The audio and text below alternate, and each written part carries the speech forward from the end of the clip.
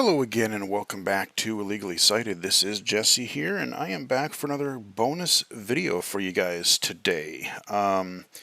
Sony had their State of Play event yesterday, and while I said I wasn't going to be able to cover a lot of this year's non-E3 events or Summer of Gaming events, whatever you want to call them, I was able to watch, and because I haven't quite left yet, I was able to cover this one, so I want to give you my thoughts on it because I thought it was a pretty impressive showing.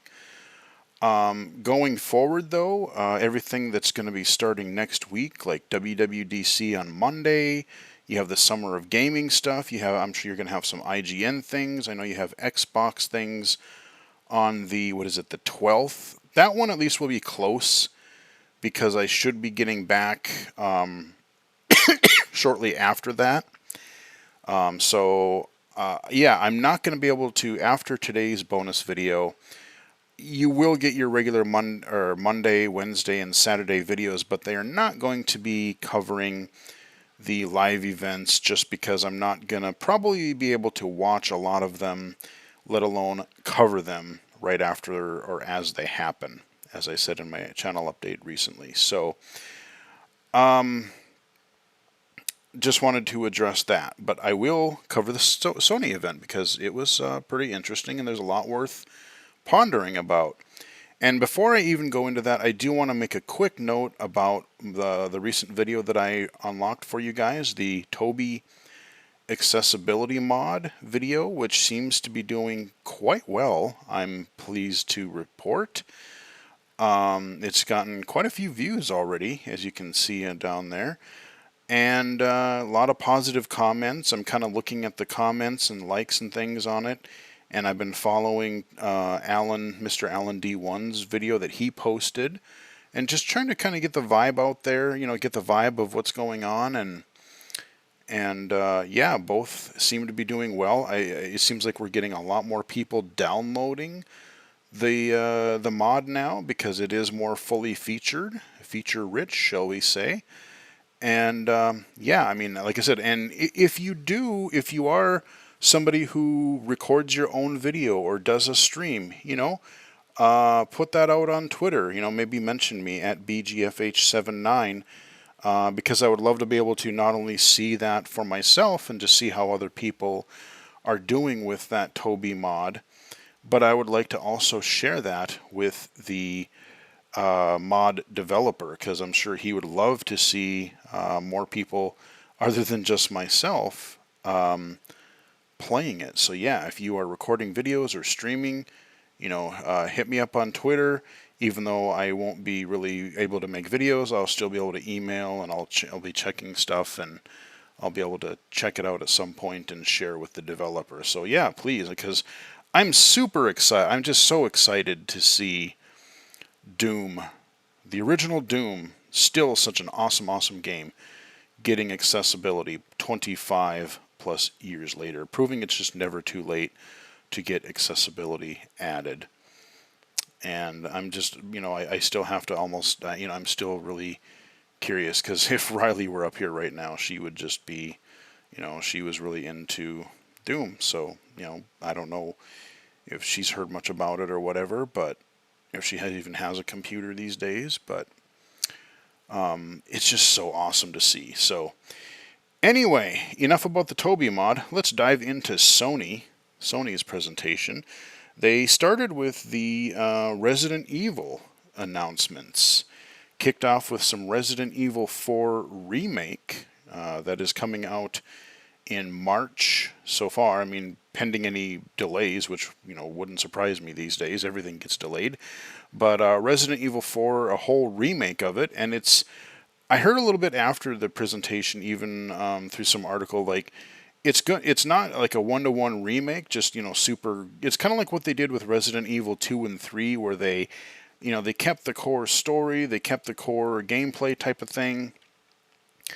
But it's slightly different, so it's going to be kind of a slight reimagining of it, but I'm very curious about it. The main thing that really disappointed me about some of these trailers, and I've said this before, is they're games. I want to see gameplay. Like, yeah, fine, you want to talk about the story some, that's great, and show off just some of the pre-rendered whatever or in-engine stuff.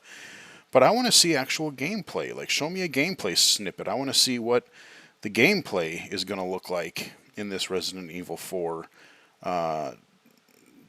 game we got going here. And other games as well. So, just especially with AAA developers, it just seems like, hey, we're gonna show you all this story and show you all this stuff that has, I mean, yes, it has to do with the game, but it's just, I want to see gameplay, please. On a similar topic of Resident Evil, apparently Resident Evil Village is coming to PlayStation VR 2, which we don't have a release date for PlayStation VR 2, but presumably it's coming out this year, because it seems like we had a whole little block of titles that were PlayStation VR 2 supported. And like I said, Resident Evil Village, I don't know if it's the entire game, like they did with Resident Evil 7, or if it's just going to be snippet, but they really focused on that Lady Dimitrescu, or whatever her name was, that really tall vampire lady. Again, that is a game I wanted to cover on the channel, and I just never got around to when I had my new rig. I never got around to doing a video for it, because my current rig, I don't know that it would run it super well, and I just really want to wait until I get a new computer again to be able to cover that really properly. But yeah, I mean, I really wanted to play Resident Evil 7 in VR. So this should be neat. Now we'll have to hear all kinds of more craziness on social media about the crazy tall vampire lady, but hey, whatever. Looks cool. But, as cool as all this PlayStation and just VR stuff is, like, there was a lot of first-person shooter stuff. And as much as I love first-person shooters, again, that in VR, that's one of my hardest genres to play, because they really want you to aim down the sights. You typically don't have crosshairs or other aiming, like, to tell where you're aiming. You have to kind of physically aim down the sights a lot of times, which especially for enemies at a distance is really hard for me. So as cool and as immersive as some of these titles are, I'm kind of worried about the accessibility. And yeah, the fidelity of PlayStation VR 2 actually looks really solid, especially looking at Resident Evil and a couple of the games I'm going to talk about in a second here. I'm not going to buy into it, I don't think, unless I hear something about some base level accessibility. I would love to know if some of this dashboard accessibility, like if their screen reader if I'm going to be able to, if I have that enabled on my PlayStation 5 and then I put my headset on, am I going to be able to navigate that VR headset interface with the system's built-in screen reader and other accessibility tools? Because if that is the case, then I might look at getting another VR headset. But again, until these companies, Oculus or Meta, whatever the heck they want to be called now, any other third party or any other device manufacturer, Sony, like I said, I love VR, I love virtual reality, but until they can say, hey, we're actually doing something with accessibility and not just talking about it, probably going to hold off. That being said, again, they had this block of VR titles. The next one they showed, or one of the next ones they showed, was this The Walking Dead, Saints and Sinners, kind of this part 2. This was a title that I was sort of tempted to get, but again, my video card was just on the brink. It was really where it was starting to be where I didn't think I would be able to run things like Half-Life Alyx and the original Saints and Sinners. I just didn't know if I'd really be able to run it super well. And then combined with, the potential aiming and accessibility issues with trying to see the inventory and all that. I mean, they did show gameplay of it, of the follow-up, and I've seen some footage of the first Saints and Sinners. It looks really good. Like, if I knew I wouldn't have accessibility issues with these titles, would be exactly the kind of game I would love to play, because there's melee, there's like you're shooting shotguns, you're of course shooting the Walking Dead, the zombies. It looked pretty solid, it looked good. Horizon Call of the Mountain. And this one they actually showed gameplay too, so I was pleased about that. I did the video for the Horizon game that came out earlier this year. Had some mixed feelings on it. I definitely still had some accessibility issues. Yes, they included some accessibility features in the game, but there were still some low vision issues that I had. You can go back and check out that video if you'd like. But that game has also just received a patch with some updates. I didn't see any specific mention about any accessibility improvements, but I haven't really had a chance to read through everything either. So there's a update for Horizon Forbidden West, but or well, no, is that the first or second one? I always forget the name of which one is which. Yeah, no, it is Forbidden West because the first one was Zero Dawn. Yeah, but Call of the Mountain is a VR title. And the one thing, like the gameplay looked interesting. You've got a little bit of melee, you've got your bow combat. Again, aiming could be an issue because I've tried archery stuff in VR and it's been, again, aiming for me is very difficult. And I don't know how much, like if it's an on-rails sort of a thing or if you're able to freely explore. I don't really know what the scope or scale of that VR title is going to be. But, for Horizon fans, it's a beautiful looking game, very colorful.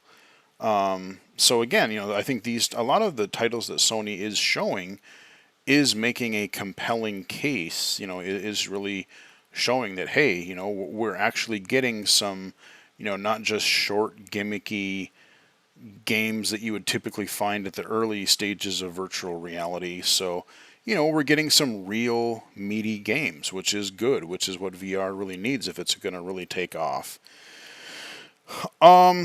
Then we moved out of VR and we took a look at the Callisto Protocol.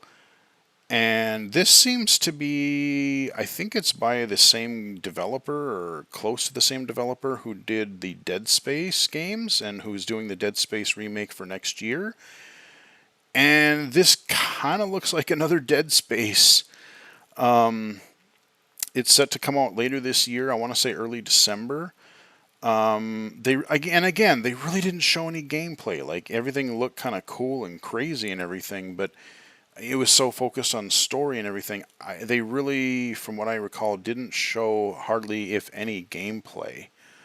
But yeah, it really had hey, this is a not Dead Space game.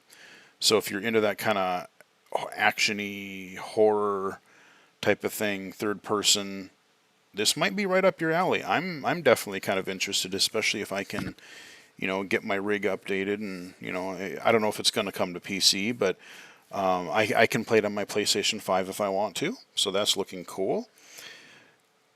Stray. I forgot about this game until I saw the kind of extended trailer yesterday, and I'm intrigued about this one. This one's coming out in July, mid-July. And you're exploring this like cyberpunk world or some kind of futuristic world, but you're a plain old kitty cat. You're a kitty, and they did show some gameplay of that. Just really interacting with the environment a little bit, exploring, hopping, jumping around, like climbing up structures and things like that.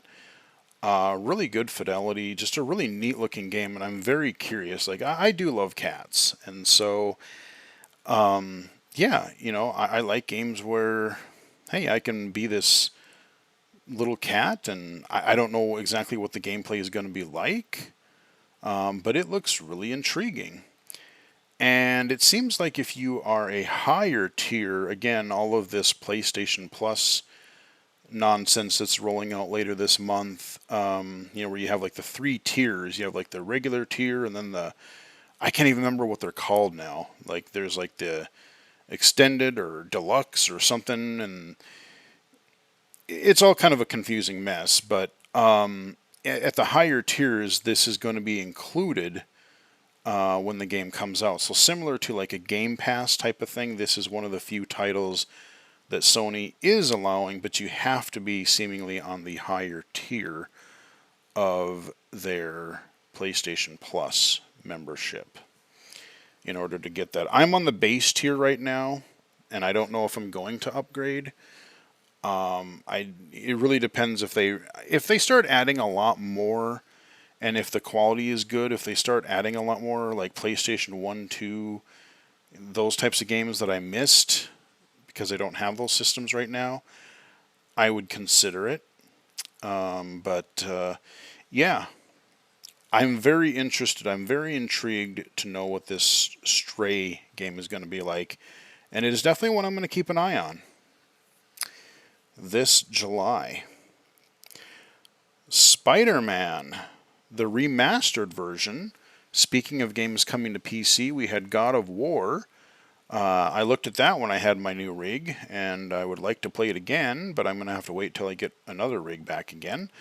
Spider-Man, the remastered game, is coming this August to the PC.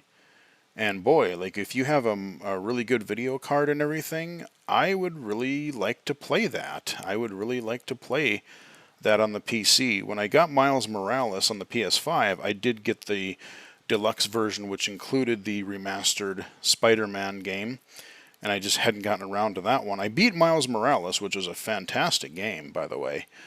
But yeah, it's Spider-Man is coming to the PC in August, and I did hear afterward that Miles Morales is going to be coming to the PC as well at some point later in 2022. So these were games that were really a lot of people were kind of annoyed because, before these Sony versions, like, the GameCube, Xbox era, when they had everybody loved Spider-Man 2 back in the day, where they did this open world and web slinging pretty well. Those were multi-platform, and then Sony scooped up the rights to these exclusive Spider-Man games. And even myself, when I didn't have a newer PlayStation system, I was like, I would really like to play those, but I don't have the hardware. So it's cool that more people are going to be able to get to play as Spider-Man, because these are really good games. So yeah, I might have to look at that some point down the road. No Man's Sky is also getting a VR treatment. I can't believe the story of that game. Like, when they unveiled it several years ago, it looked like it was going to be really cool.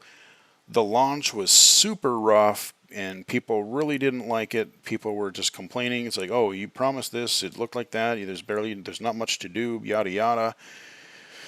But I think the game's been out now for 4 or 5 years or better now, which is hard to believe by itself. But they've turned that game around. Like, I was, every time I keep thinking I'm going to get into it, there's another major update, and I own it for PC, and it's just one of those, it's kind of daunting. Like, I think about playing it, and I'm like, God, when am I going to find the time to explore and get sucked into this ginormous galaxy of planets and worlds?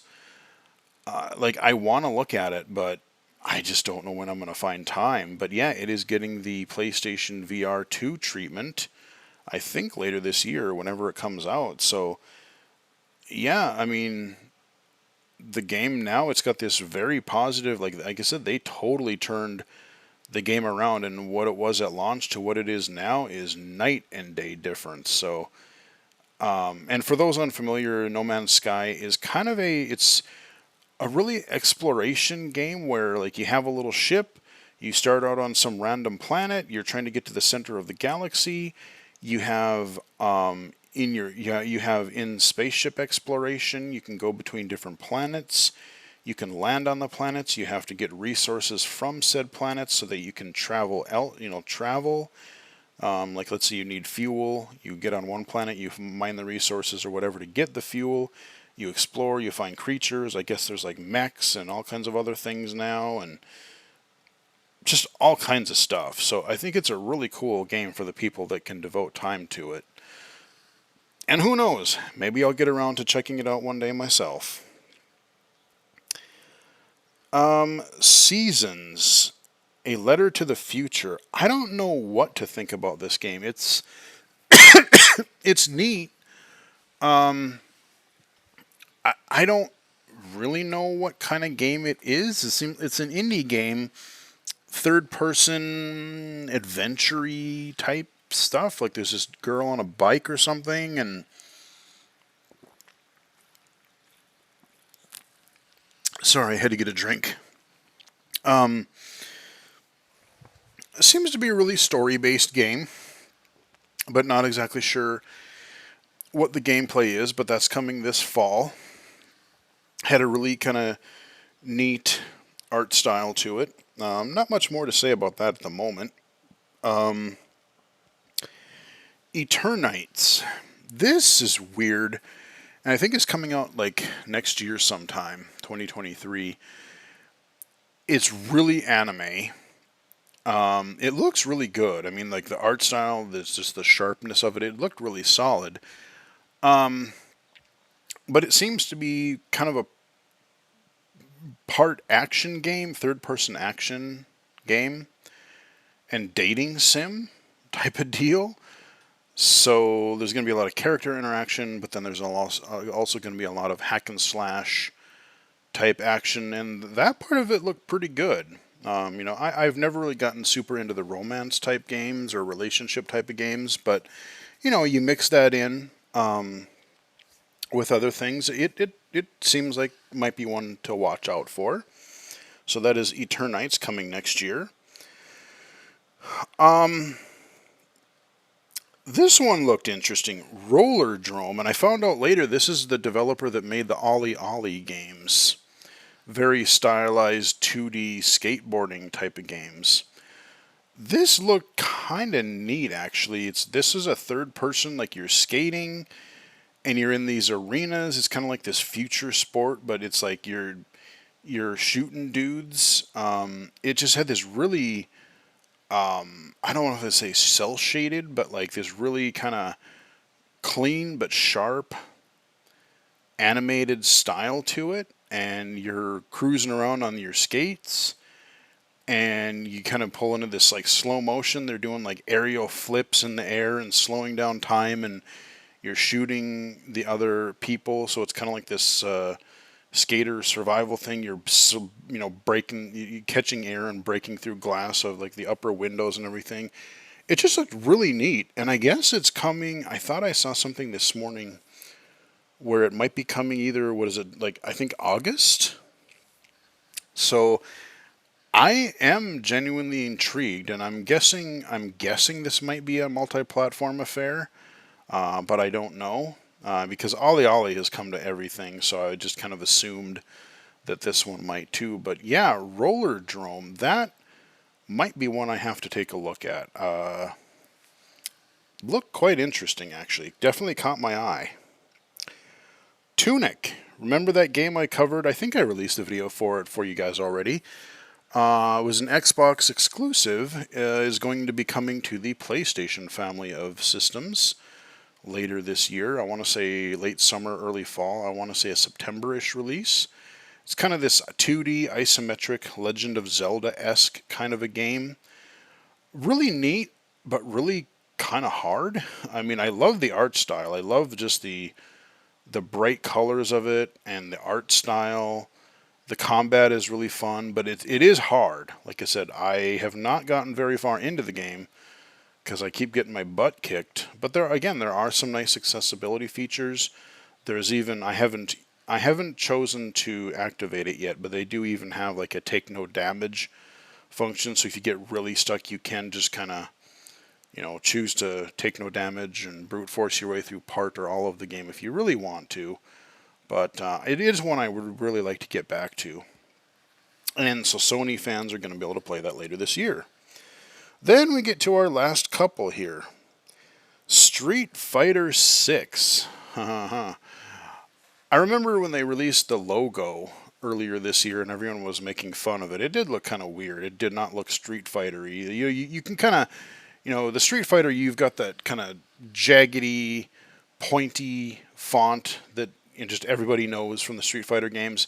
and it was totally different. But now they showed the first gameplay of it, and I gotta say, this is the most I've been intrigued about a Street Fighter game since probably Street Fighter 4, hell, even like Street Fighter 2, because I never really got into Street Fighter 3 or the Alpha series. I just never really, again, I like playing fighting games, but I don't devote my, like if you're going to play a fighting game, especially multiplayer, you really got to like devote time to it and get good and memorize the moves and know how to counter other characters. And I've never just really felt I've had the skill or devoted enough time to it to do so. I enjoy the just, hey, let's go through the arcade mode, let's go through survival, let's go through story modes. That's why I love the Mortal Kombat games or the Injustice games, the Killer Instinct even, because you go through these, you got these stories. And when I was watching the trailer for Street Fighter 6, they were first showing just some, like video of the game. And it kind of had this like, oh, you're actually playing through a character, and then they showed like some very brief snippets of like them running through like an open world city, and I believe it's the city, I forget what it's called. Was it Metro City, where I believe not Streets of Rage, the Final Fight games take place. But they had this like really quick snippets of like some third person just behind the back running down some city streets. I'm like, wait a minute. Are they doing some third-person open-world Street Fighter? And it appears to some extent they are. I don't know, at this point, I don't know if it's just like a lobby system type thing, but I did read something late last night about, I think it's going to be, like, you are going to have your 2D battles, like you've always had in a Street Fighter. And they showed that on the trailer, which looked actually really solid.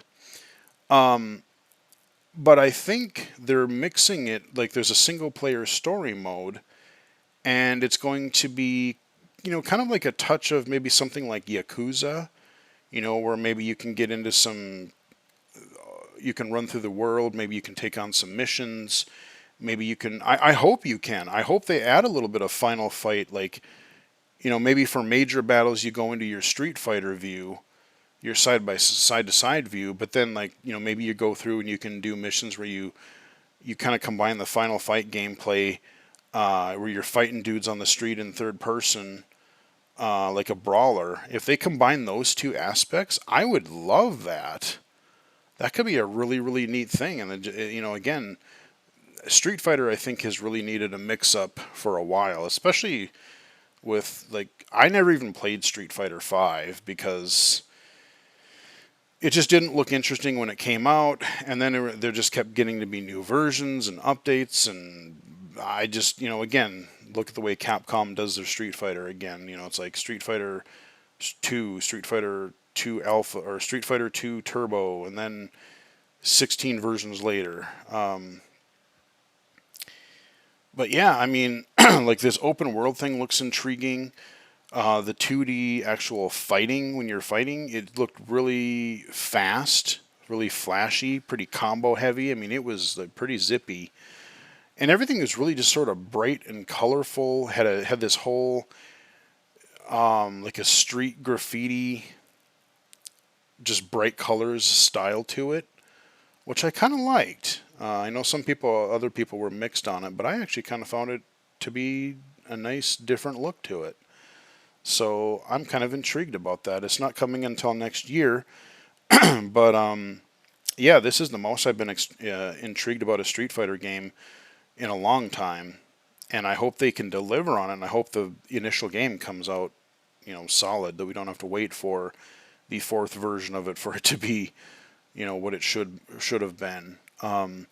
The other thing that they announced after the presentation that I found particularly interesting was that they're actually taking people, like announcers from EVO, the fighting game tournament scene, and other things, and so they're, I guess, recording a bunch of dialogue, and they're gonna have like live commentary clips, kind of like maybe you take like a wrestling game or a football game or something, and so they're taking these actual professional commentators that that do commentary for these fighting game tournaments and events, and they're going to be they're going to be providing the commentary for the fights. They have a whole bunch of dialogue recorded, and they did show another. I saw on Twitter they had some other trailer that was showing a little bit of that, and that looked really interesting.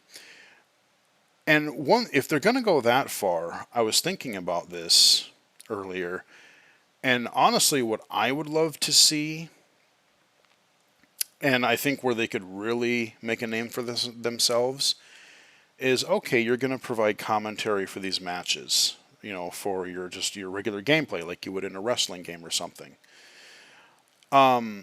What I would love to see is take that into the tutorial section. Instead of just reading a bunch of button prompts and memorizing a bunch of lists and reading text dialogues of, short text dialogues of whatever, have these commentators be integrated into the training where, okay, you're going to learn some basics, and you're going to learn like, oh, here's your standard moves, here's your EX meter, here's your EX moves or whatever, here's how your parry, and then you go into the specific characters and like, oh, this move, and then if they could, they could literally describe as commentators instead of these boring text dialogues that A, aren't accessible to us, and B, are just, a lot of people just don't have the patience to go through that. That could be a really neat way to add interactivity or add more, just make the tutorial experience way better. Because if I had, these commentators, like if they literally just kind of walk me through, like not only like, okay, here's the list of special moves, but again, as a casual fighting game fan, I don't memorize frame and counters and analyze frame buffers and everything. I just want to enjoy the game. But if I could have like a tutorial and they could kind of walk me through like, okay, these are this character, let's say Ryu or Ken or whoever's in there. Let's take Ryu. Okay, this is where this move is good. Like if somebody is coming at you with like a high attack, you might want to block first, and this is where this type of block, this is where this type of, when you want to use this special move. That could be a really, it just could get a lot more people into the fighting games because I think it would make it more approachable. So I don't know if they're going to go that far, but like I said, if they're going to go for this, it seems like they've, after Street Fighter V and a lot of criticism that they got with it, it seems like I'm hoping anyway, they've taken a lot of that to heart and are really trying something pretty bold with Street Fighter VI. New look, you got the commentary, you've got some sort of open world spiel, or I don't know if it's really open world, but you got some sort of third person story thingy. Yeah, as I said, I'm rather intrigued and I want to know more. So yeah, Street Fighter 6, and I know especially for I've already heard some blind players mention, and justifiably so. Is this by nature going to make Street Fighter 6 less accessible to the blind? A lot of, again, mainstream games, as far as mainstream games go, a lot of blind players gravitate to fighting games. Street Fighter, Mortal Kombat, Killer Instinct, because they are inherently, if you have a way to look at the move list and things, and you can get through the menus, the gameplay itself is inherently pretty accessible. I mean, hell, we've got that Sento Showdown coming up in July? By the way, yeah, check that out. I did tweet about that.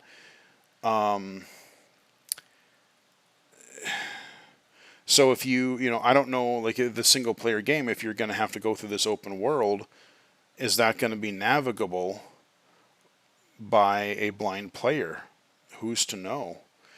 And like I said, I don't even know what the open world is going to be. Is it going to be something like the Mortal Kombat Crypt?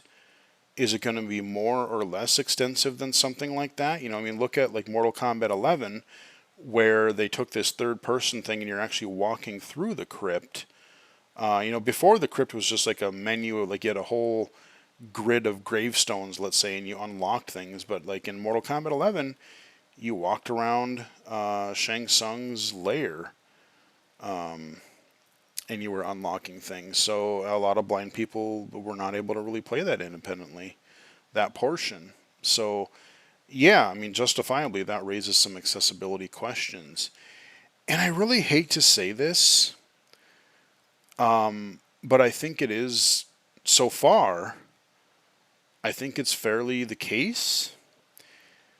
A lot of Japanese games don't seem to really have a lot of the accessibility stuff so far. You look at a lot of Nintendo stuff. I mean, yeah, they'll include a few things here and there, but no, there's nothing as far as blind accessibility.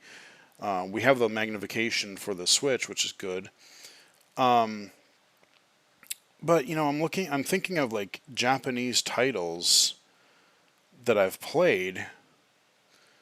I don't see a lot of accessibility. I see a lot more of that in the North American, European type stuff. Japanese, especially like you look at like a lot of the RPGs and stuff. Even the gameplay is kind of a lot more traditional.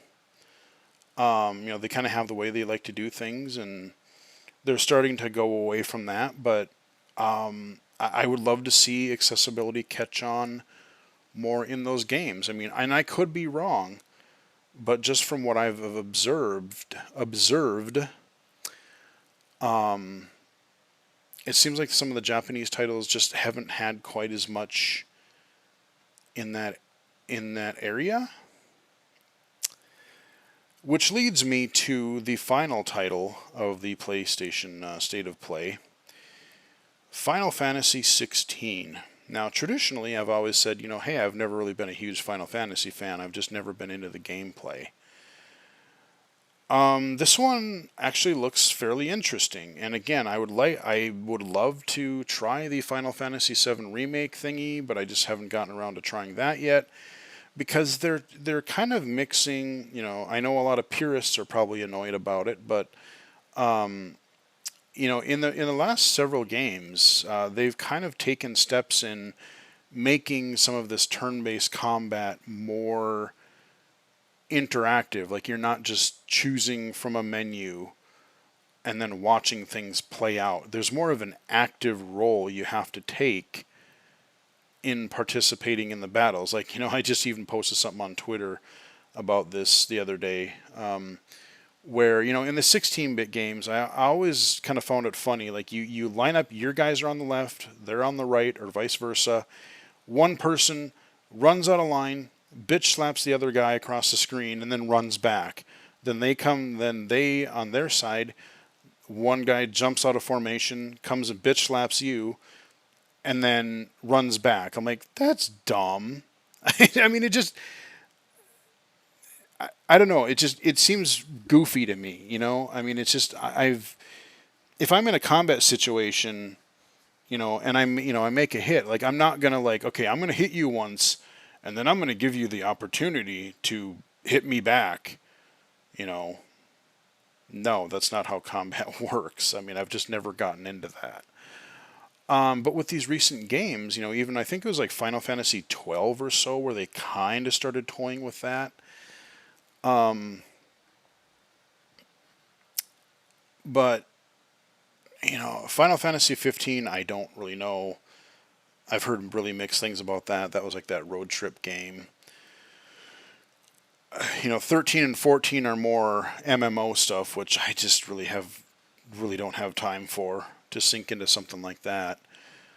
But 16, it almost looked really See, and it's hard because I remember back in the day, even looking at like Knights of the Old Republic, they would show the lightsabers swinging around and everything, and it looked real-time-esque, but then when you played it, it was still really, they made it look better for the trailer.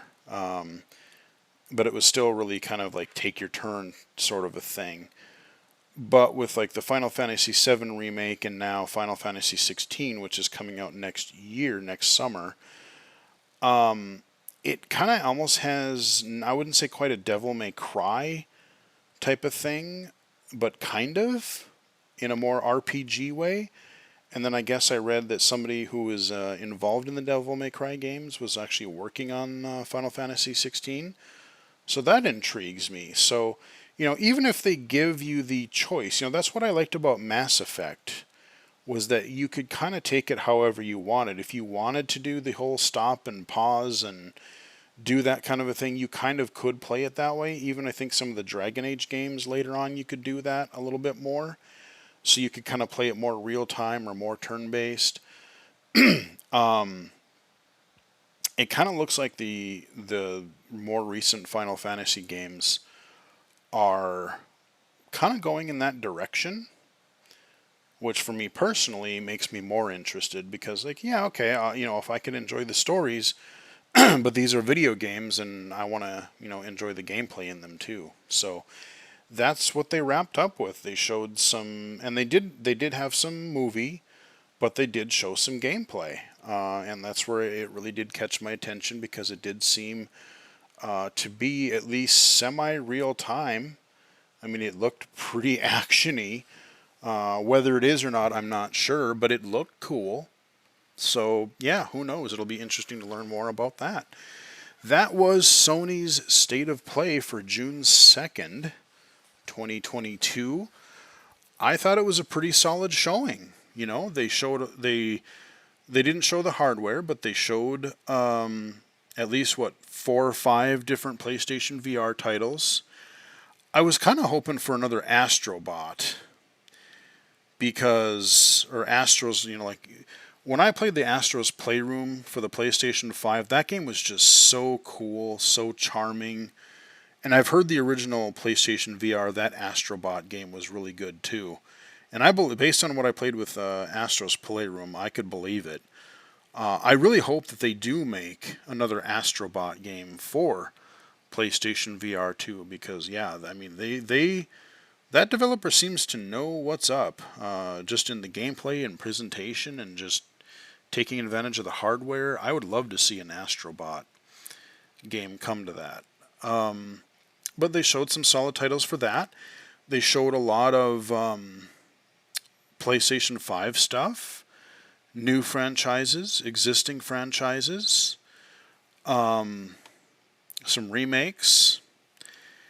And, everyone, I was reading, again, I keep seeing the conversations on social media. Oh, everyone in single-player games are dead, blah, blah, blah. And no, Sony, most of these games are either single-player or mostly single-player. I mean, the main exception I can really think of is that Roller Drome. That's a multiplayer game, but most everything was like either AAA or a couple indie titles that were primarily single-player focused. And that's kind of right up my alley. That's my jam. So that's great to see.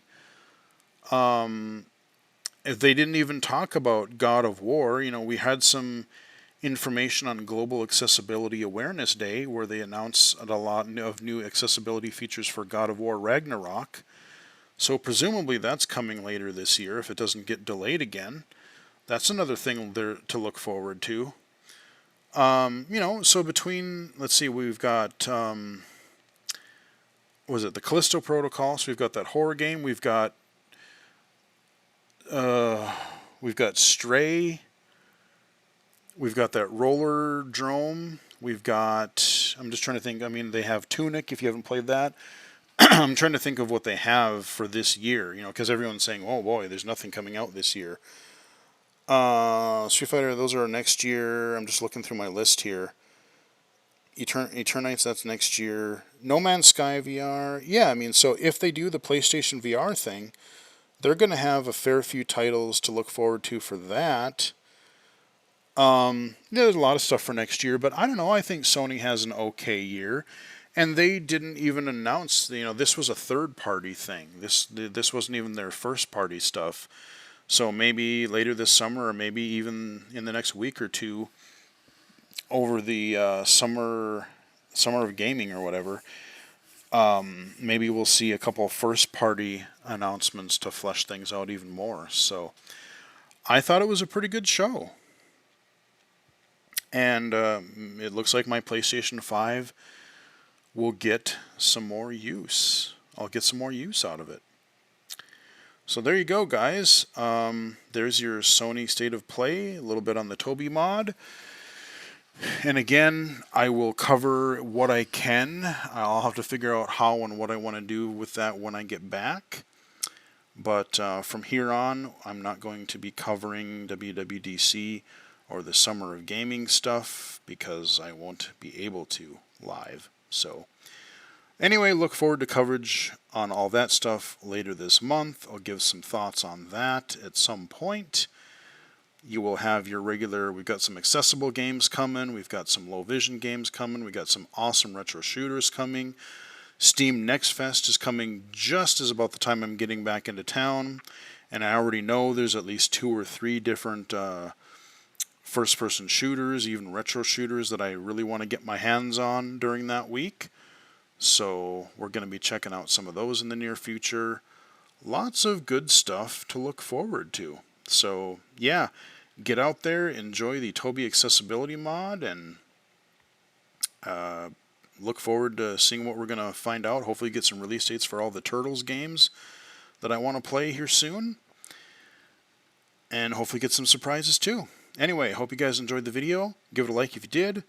Follow me on Twitter at BGFH79, twitch.tv/illegally-cited, illegally-cited.com, and right here on YouTube. So until next time, I will chat with everybody again later.